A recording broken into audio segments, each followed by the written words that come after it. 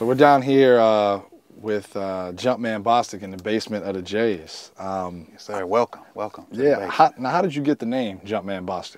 Wow, that goes back a long time ago. Back when I only had 50 pair, and people thought that that was a lot of shoes. It was a friend of mine that was on the police force with me. Okay. I call him OV. His first name is Orlando, and he said, "Man, I'm just call you JumpmanBostic." Yeah. Because all you got in your collection are Jordan shoes, and he was known as Jumpman. So that's where the name came from. He started it way back in 1996, I would say. Wow, wow. So takes you to the next question. Obviously, you know, what's mostly in your collection?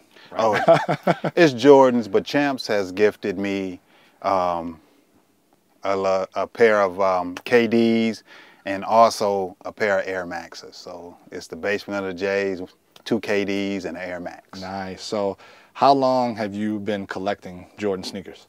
Since the beginning of flight is what I call it. 1985, it goes back to the 1985 Chicago ones. When I was in college, I saw that shoe and I wore Adidas in college. So I had to wait until my senior season to start rocking Jordans, and that's all I had worn for 30 years. So that you mentioned 1984, 1985, is that the original in that case right behind you? That's the original, yes. Wow, and that's not the retro, not the ones Not that's the been brought retro, out. not the 94 retro. It's the original from 85, and it's still wearable.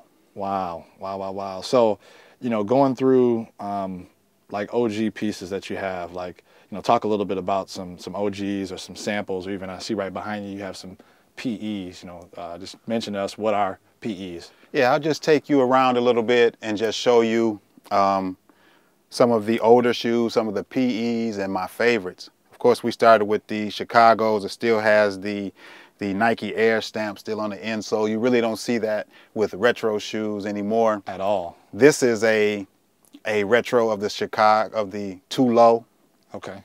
You know, and it still has the Nike Air on the insole there. It's not wearable anymore, though. It's starting to crumble a little bit. And going up here, this is a one of one. Okay, now when you mean one of one, what does that exactly mean for people tuning in? Like, this is just the only shoe in this color made. It was made for Jordan himself. Okay. Back when D Wade was the Jordan brand member wearing the 2010s. Gotcha. So this colorway was sent to MJ to see if he liked the look of the shoe, and it actually has his name on the inside of the shoe on the tag. A friend of mine who knows him personally said, "Look, MJ is getting rid of this shoe. Do you want it? You got to get it, like right now." So this is one of my grail pieces. So let me ask you this: how we can't buy that like at a Foot Locker or anything like that? Like that shoe wasn't available to you to just, you know, make a phone call quick to go to another store and grab, right? That's when you say one of one, like that shoe was made for Michael Jordan. Yeah, this is literally the only one made. I've never seen on any other social media anyone with this exact colorway of this shoe with the actual suede toe, suede tongue up here at the top. Now, is that material, would you say, is that different? You know how, you know, obviously sneakerheads always complain about quality. You know, since that was made for MJ himself, how do you think the quality on that shoe compares to the quality on the release pair? This is the A1 quality for a 2010. This would take you back to a 80s and 90s shoe as far as the quality. They use top-notch quality on his personal shoes. Now, when you mention PE, right, like that stands for like player exclusive or player edition. Player edition. Yes. What do you think, like with some of the other shoes, so not even talking about the one of one, like talk to me about the, what is that, like the Jordan 15 up there, the white and purple, like the Ray Allen sneaker, like. Yes. Talk to us a little bit about that. What is that one? How'd you go about obtaining that one? Now this one here, it's definitely a funny story with this shoe. Okay. This shoe here, I got from the Nike outlet. Okay. Wait a minute, from the outlet? From the Nike outlet. Okay. For $29.95. I still have the part of the box. You know, at the Nike outlet, they cut the box tops off. Correct. So I still have part of the box with the price tag on it. This is a player exclusive shoe. Really? For when he was with the Milwaukee Bucks. And on the pull tab, it has Ray right there. And of course, you know, on the bottom, 217, MJ's birthday, his number, 6 championships, 15 seasons.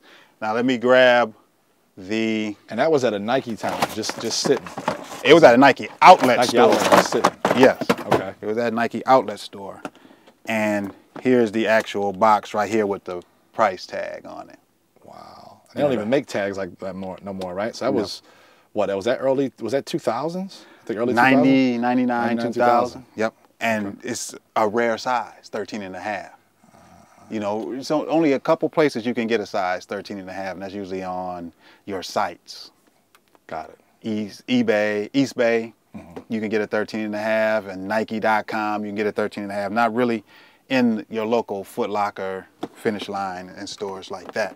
Got it, got it. So I see you also have numbers all in the corner of your boxes along with pictures. Now, is that to help you, get up when, during the day and just kind of go exactly to it? Like, do you have like a spreadsheet? The day I purchased it, this is the next number in line. The picture idea came from my wife. I was down here looking for a shoe one day, and I couldn't find it by the colorway, and she was getting a little agitated. So she came up with the idea, why don't you just put pictures on the boxes? And this was around when I had 400 pair. Wow. So imagine taking 400 pictures and then putting them on the boxes.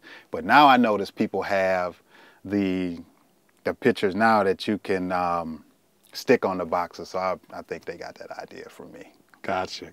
So you said that was back when you had 400 pair of shoes. How many pair currently are you up to? I'm at 882 now. I just recently picked up the Laney 14s that recently released. Wow, 882. Now, why would someone want to have that many pairs of shoes? Well, it's an addiction to me. I could smoke, drink, do drugs, whatever. I'm a collector of shoes, just like people collect model trains or cigars. People collect different things. I collect shoes, Wheaties boxes, memorabilia, and things of that nature. And also, growing up, I had 2 older brothers. Okay. So think about the clothing back in the 60s and 70s. There's 6 of us in the house, 3 older sisters, 2 older brothers, and me. Sure.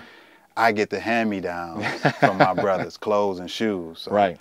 That may be an overcompensation that I have, and a reason why I have so much stuff that I like to be able to come and change whenever I want to and not have to put on something that somebody else owned before me.